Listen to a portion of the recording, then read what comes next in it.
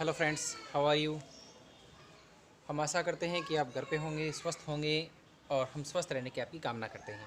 हम पढ़ रहे थे कोऑर्डिनेशन कंपाउंड। कोऑर्डिनेशन कंपाउंड में हमने कोऑर्डिनेशन कंपाउंड क्या होते हैं उनके बारे में पढ़ा था, लिगेंड्स के बारे में पढ़ा था, उनकी कुछ शब्दावली पढ़ी थी और कुछ एक नाम पढ़े थे। आज हम पढ़ने वाले हैं ऑक्सीडेशन नंबर। शब्दावली में ये टॉपिक आता है ऑक्सीडेशन नंबर। ऑक्सीडेशन नंबर निकालने के लिए हमें क्या करना पड़ता है? ऑक्सीडेशन नंबर यानी ऑक्सीकरणांक एक इम्पॉर्टेंट टॉपिक है। एक इम्पॉर्टेंट टॉपिक है।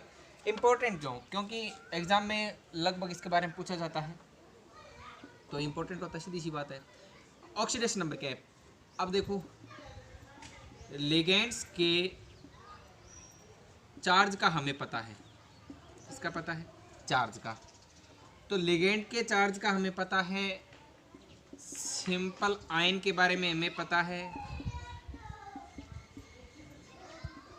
सिंपल आयन के चार्ज के बारे में हमें पता है, तो हम मेटल का क्या निकाल सकते हैं? ON ज्ञात कर सकते हैं। सीधी सी बात है, कोई फॉर्मूला नहीं, यानी इसके आधार पर बनाया जा सकता है।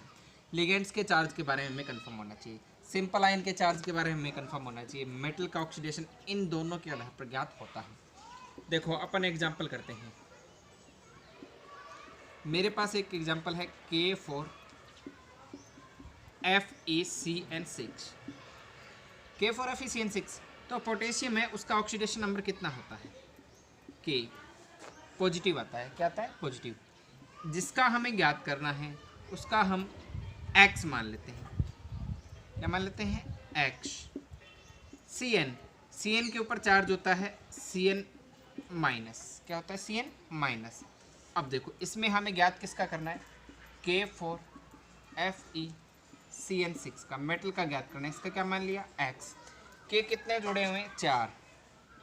K पर चार्ज कितना है? +1। पोटेशियम पर चार्ज कितना है? +1।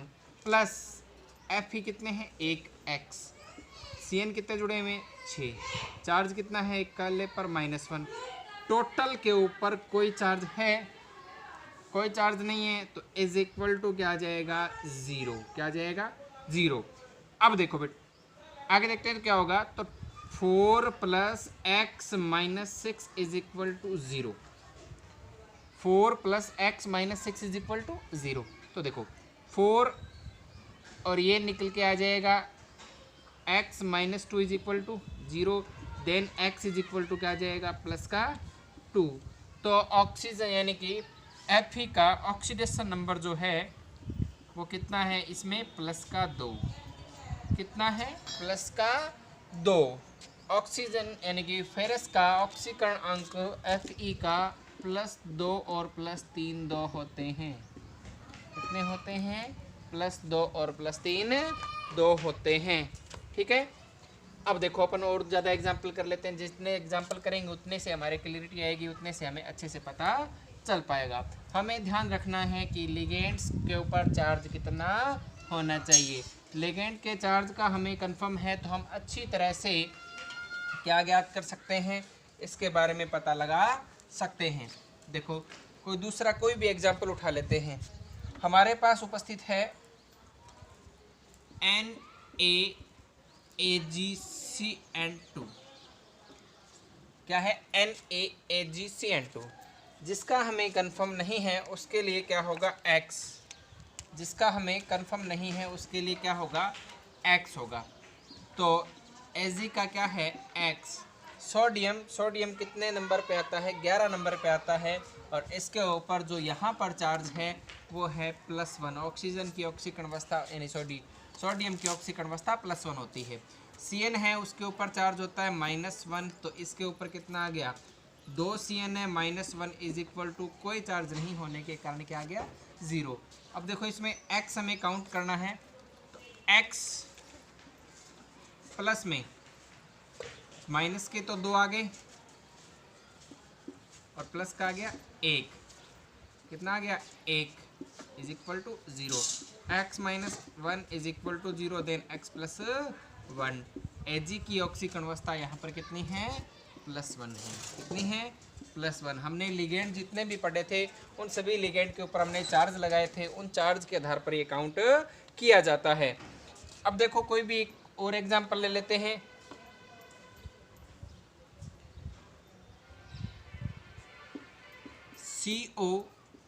CO6, यहाँ ये CO है कोबाल्ट,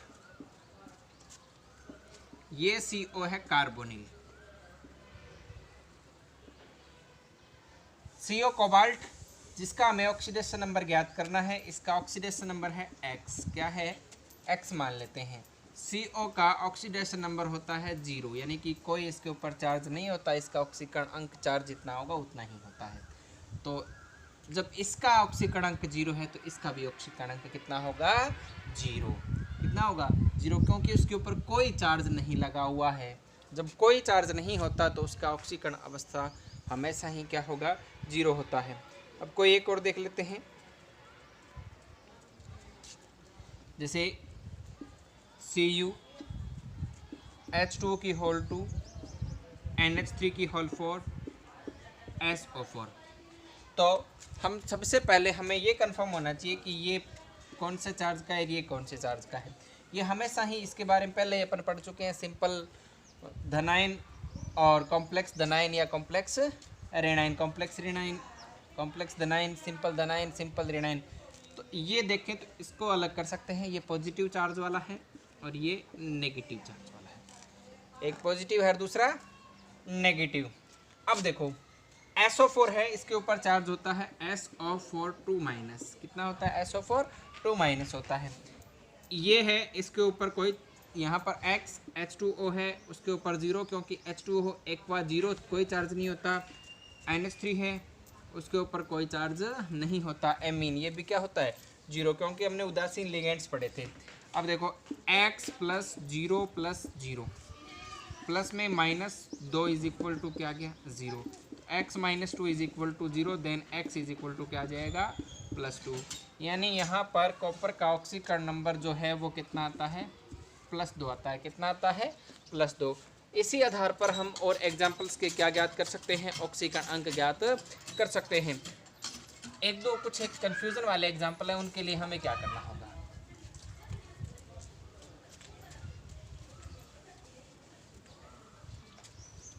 उनके लिए हमें क्या करना होगा? जैसे PT PY4 PTCl4, तो इनके लिए हमें देखना है तो क्या होगा? ये PT 2 हैं, ये पॉजिटिव है और ये वाला नेगेटिव है। तो यहाँ पर जो पिरीडीन है, पिरीडीन का ऑक्सीकरण 0 होता है क्योंकि ये उदासीन है। Cl है, उसके ऊपर -1 चार्ज होता है। कितना चार्ज होता है? Cl-, तो ये -1 चार्ज होता है। PT का हमें ज्ञात करना है। PT = क्या मान लेते हैं? X। इसको सिमिलर कर, एक साथ लिखें। एक साथ लिखेंगे तो कैसा लिख सकते हैं? PT2 भी मैंने सिंपल फॉर्मूला तो बना सकता हूँ। PT2 PY4 और Cl4, यहाँ पर 0। PT 2 है, PT कितने हैं? 2। तो 2x + 4 × 0 प्लस में 4 - 1 = कितना आ गया? 0। 2x = -4 0, देन क्या आ जाएगा? तो प्रत्येक PT का ऑक्सीकरण अंक -2 आता है। यदि इनको अलग अलग लिखें, इसको अलग अलग लिखेंगे तो क्या आएगा? PT PY4 +2 और ये आएगा PTCl4 -2। हमें ये भी कंफर्म है कि ये यहाँ जाता है, ये यहाँ जाता है, दोनों की घातांक समान है, तो अनुपात क्या कर लेते हैं? एक एक मान लिया जाता है। तो कैसे लिखेंगे? PT PY4 और PTCl4 से लिखा जाता है। ये हो गया ऑक्सीकरण अंक। क्या हो गया? ऑक्सीकरण अंक। जितना ज़्यादा अभ्यास करोगे उतने ज़्यादा ऑक्सीकरण अंक ज्ञात कर सकते हो। अभ्यास सबसे बड़ी बात है। तो 2-4 एग्जाम्पल देख लो, जैसे CuGly होल 2। इसका ऑक्सीकरणांक ज्ञात करोगे, किसका करोगे, CO का, ये आपके लिए HW है। फिर दूसरा किसका करोगे, PtCl2En2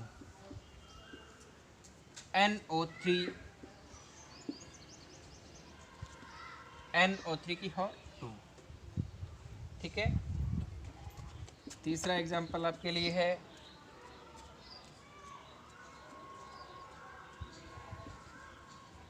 Fe4FeCN6 होल थ्राइस, ठीक है। उसके बाद एग्जाम्पल है आपके लिए CrF63-, ये एग्जाम्पल करना, कंफर्म करना अच्छे से, फिर हम कल इसके बारे में डिस्कस करेंगे, नेक्स्ट क्लास में इसके बारे में डिस्कस करेंगे, ठीक है। और नेक्स्ट टॉपिक है IUPAC नामकरण।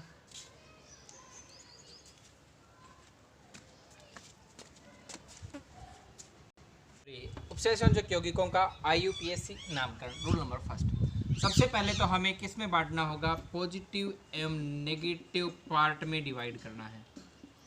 क्या करना है, पॉजिटिव और नेगेटिव पार्ट में डिवाइड करना है। हमें ये कंफर्म होना चाहिए कि ये वाला पॉजिटिव पार्ट है, ये वाला नेगेटिव पार्ट है। जो भी कॉम्प्लेक्स है उसे पॉजिटिव और नेगेटिव में डिवाइड किया जाता है, जैसे K4FeCN6, तो ये वाला पार्ट इसका पॉजिटिव है और ये वाला पार्ट इसका नेगेटिव है। दूसरा इसी प्रकार कोई और एग्जांपल लें तो उसमें हमें कंफर्म होना चाहिए कि कौन सा पार्ट पॉजिटिव है और कौन सा पार्ट नेगेटिव है। तो इसके अंदर ये वाला जो पार्ट है ये पॉजिटिव है और ये वाला पार्ट जो है वो नेगेटिव है, ठीक है। हमें ये कंफर्म होना चाहिए कि ये पॉजिटिव है, नेगेटिव है, कौन सा पार्ट है। कुछ एक ऐसे कंपाउंड्स होते हैं जो कि यानी कि जिनके लिए न तो पॉजिटिव होता न ही नेगेटिव होता, ऐसे वाले कौन से होते हैं, उदासीन। ऐसे वाले कौन से होते हैं, उदासीन होते हैं। तो हम इसकी बात करें तो ये पॉजिटिव पार्ट है, ये नेगेटिव पार्ट है, ये पॉजिटिव पार्ट है, ये नेगेटिव पार्ट है, ये उदासीन है। हम पहले ही डिस्कस कर चुके हैं, पॉजिटिव और नेगेटिव साधारण होते हैं, ठीक है, साधारण भी हो सकते हैं। पॉजिटिव और नेगेटिव साधारण के साथ साथ कॉम्प्लेक्स भी हो सकते हैं, यानी संकुल भी हो सकते हैं। कौन से हो सकते हैं, संकुल भी, ठीक है। तो जब अपन किसी की बात करेंगे तो हमें ध्यान रखना चाहिए कि ये वाला कौन सा है, साधारण पॉजिटिव है। कौन सा है, साधारण। ये वाला कौन सा है, कॉम्प्लेक्स। ये वाला कौन सा है, कॉम्प्लेक्स पॉजिटिव है।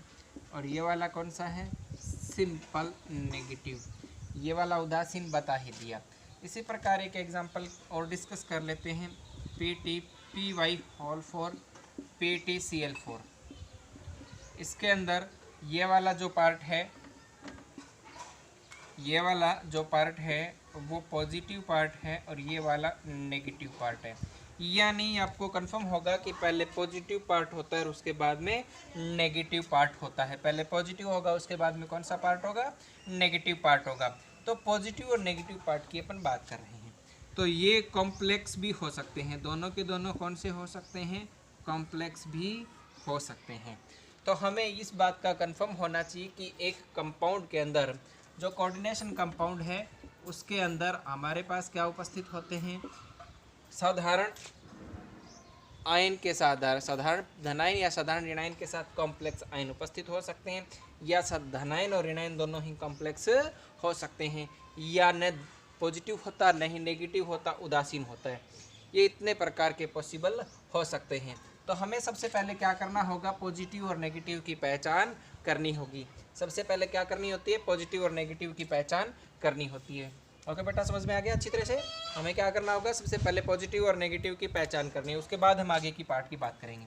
सबसे पहले क्या करेंगे, पॉजिटिव और नेगेटिव पार्ट की पहचान करते हैं। क्या करते हैं, पॉजिटिव और नेगेटिव पार्ट की पहचान करते हैं।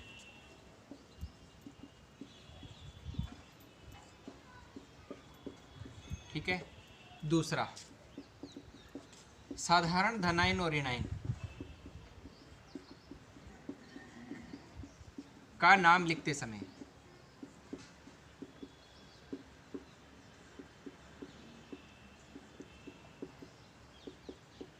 साधारण नाम बिना किसी संख्या का उल्लेख किए लिखा जाता है।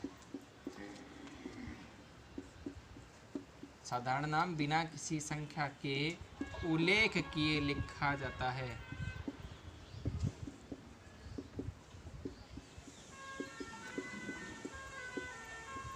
ठीक है, तो आपको इस बात का ध्यान रखना होगा, चाहे वो सिंपल पॉजिटिव हो या सिंपल नेगेटिव हो, उनका नाम लिखते समय किसी संख्या का उल्लेख किए बगैर उनका नाम लिखा जाता है। फिर आ जाते हैं अपन कॉम्प्लेक्स के अंदर। कॉम्प्लेक्स जो कि संकुल आयन है,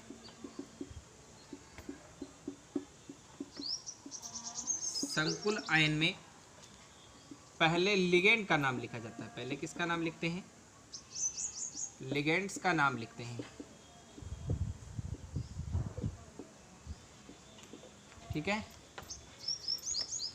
किसका नाम लिखते हैं? लिगेंड का। अब लिगेंड के नाम लिखने की कुछ शर्तें हैं। लिगेंड के नाम के साथ उसकी संख्या का भी उल्लेख करते हैं। उसकी संख्या भी साथ में लिखी जाती है। रूल देख लो, फिर अपन बात कर लें। लिगेंड्स के नाम के साथ उसकी संख्या भी लिखी जाती है। एक के लिए कोई संख्या नहीं होती। 1 के लिए, यानी कि 1 जब है तो कोई संख्या नहीं होती, अपन लिखते नहीं। जब 2 होता है, 2 के लिए क्या लिखा जाता है? डाई। 3 के लिए ट्राई। 4 के लिए टेट्रा। 5 के लिए पेंटा। 6 के लिए हेक्सा लिखा जाता है। क्या लिखा जाता है? हेक्सा। तो 2 के लिए डाई, 3 ट्राई, 4 टेट्रा, 5 पेंटा, 6 हेक्सा होता है। ठीक है, ये तो हो गया सिंपल सा। अब लिगेंड जो हैं वो एक से अधिक प्रकार के उपस्थित हो सकते हैं। एक से अधिक प्रकार के। जब लिगेंड एक से अधिक प्रकार के उपस्थित होते हैं तो उनके नाम कैसे लिखे जाते हैं?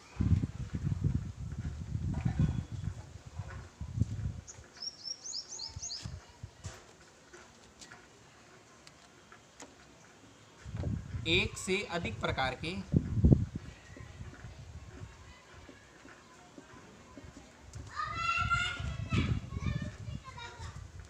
लिगेंड्स होने पर अंग्रेजी वर्णमाला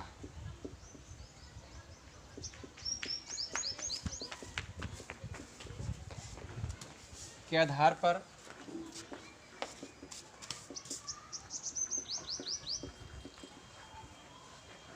लिगेंड्स का नाम लिखा जाता है।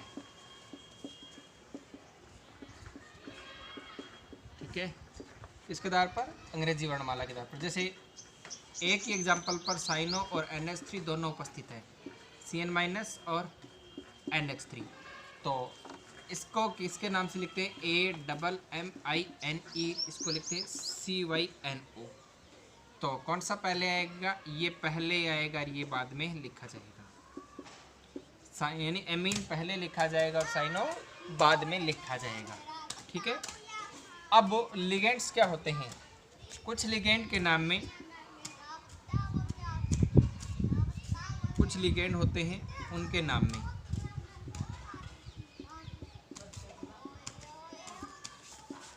नाम में डाई, ट्राई, टेट्रा आदि शब्द जुड़े हो सकते हैं।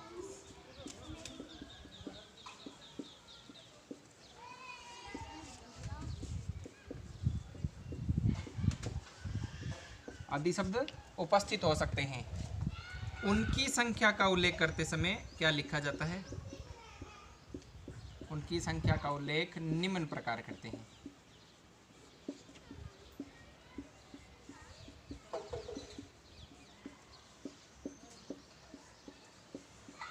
ऐसे करते हैं। जैसे 2 के लिए क्या लिखेंगे? बिस। 3 के लिए क्या लिखेंगे? ट्रिस। 4 के लिए क्या लिखेंगे? टेट्राकिस। 5 पेंटाकिस।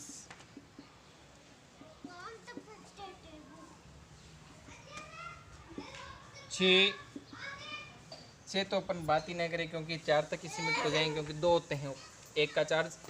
जब इनकी बात करें जैसे एथिलीन डाइमीन है तो उनके लिए मुख्यतः ये लिखा जाता है। ठीक है,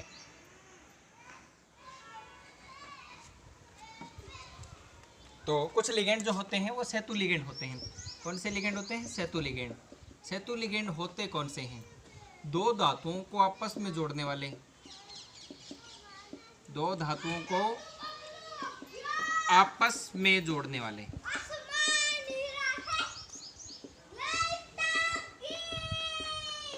जो 2 सेतु लिगेंड होते हैं, 2 धातुओं को आपस में जोड़ने वाले, उनका नाम लिखते समय उनसे पहले म्यू यानी ग्रीक शब्द लगाया जाता है। म्यू लगाकर लिखा जाता है। क्या लगाकर लिखा जाता है? म्यू लगाकर लिखा जाता है। फिर अपन लिखते हैं धातु का नाम। किसका नाम लिखा जाता है? धातु का नाम। धातु का नाम लिखते समय अपने कुछ विशेष ध्यान रखना होगा। पॉजिटिव और उदासीन, जो कॉम्प्लेक्स होते हैं, पॉजिटिव और उदासीन कॉम्प्लेक्स होते हैं, उनका नाम लिखते समय हमें क्या करना है? उनका नाम लिखते समय धातु का नाम साधारण लिखा जाता है। क्या लिखा जाता है? साधारण लिखा जाता है। ठीक है, जैसे एफ ही आ गया तो उसके लिए लिखा जाएगा आयरन। क्या लिखा जाएगा? आयरन। ठीक है, एच जी आ गया तो उसके लिए लिखा जाएगा सिल्वर।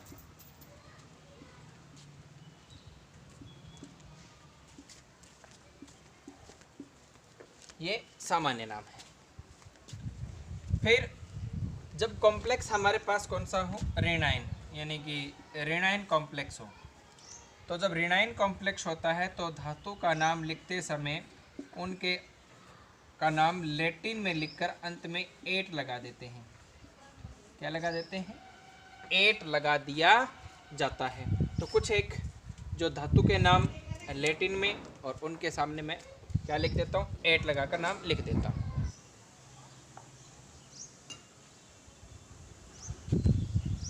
तो देखो कुछ धातुओं के नाम मैंने लिखे हैं। सीआर क्या लिखेंगे? क्रोमेट, फेरेट, एफी को जब रेनाइन कॉम्प्लेक्स हो तो एजी को अर्जेंटेट, कोबाल्ट को कोबाल्टेट, प्लेटिनम को प्लेटिनेट, निकिल को निकलेट, एल्यूमिनियम को एल्यूमिनेट, एल्यूमिनेट, एल्यूमिनेट, जिंक को जिंकेट। ठीक है, ये सिंपल हमारे काम आने वाले हैं। उसके बाद देखो ये सब लिखने के बाद हमें धातु की ऑक्सीकरण संख्या को रोमन संख्या में साथ में लिखा जाता है। लिखने के बाद क्या लिखेंगे? धातु की ON को रोमन संख्या में लिखा जाता है। इसमें लिखा जाता है, रोमन संख्या में लिखा जाता है। और पूरे नाम को एक लाइन में लिखा जाता है। किसमें? एक लाइन में लिखा जाता है।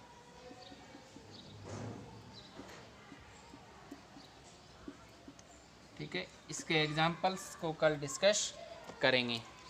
जितने भी एग्जाम्पल बनते हैं वो सारे के सारे डिस्कस करेंगे। कल आप अच्छे तरह से रूल पढ़ के आ जाना। कल का हमारा जो पार्ट है वो रहेगा, नेक्स्ट जो पार्ट है उसमें हमें क्या करना है? IUPAC एग्जाम्पल करने हैं। क्या करने हैं? एग्जाम्पल। जितने भी एग्जाम्पल अब बनते हैं वो सारे करेंगे। एग्ज़ाम में आए हुए जो सारे हैं उन पर डिस्कस करेंगे। अच्छे से पढ़ लेना। तो ये जो है वो क्वेश्चन हमेशा ही 1 नंबर का क्वेश्चन पुटअप होता है बोर्ड में। Thank you for watching.